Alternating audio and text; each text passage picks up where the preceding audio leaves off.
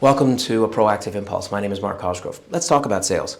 One of the things that I kind of distinguish with salespeople that I've worked with in the past is the difference between a pipeline and a pipe dream. Okay, so a pipeline, we know what that is. I know I need this many sales, which means this many meetings, and all the way back up to this many leads. So I have my pipeline of what sales I think I'm going to close. Now, the challenge is when we manage salespeople, we'll sit down in a regular sales meeting on a Monday morning and we'll say, okay, what's in your pipeline?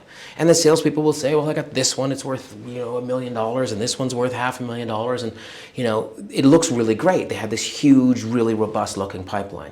But a good sales manager will sit and say, yeah, you know what though, that's been in the pipeline for an awful long time now. Like, what are the odds you're going to close it? The reality is our pipeline is probably stuffed with a lot of, I'm not going to call them fake, but certainly, proposals that are on life support, okay? So they were a real genuine proposal. We sent them out. We've worked with the client, but, maybe it's not going to close. Maybe the client has already closed the deal with somebody else. They just don't have the courage to let us know. And so we're stuck with this zombie kind of wandering around in our pipeline.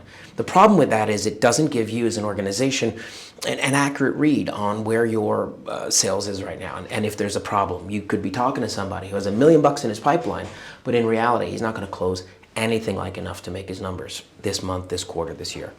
And a clean and really, honest version of the pipeline is an essential tool for sales managers and salespeople to know where they are.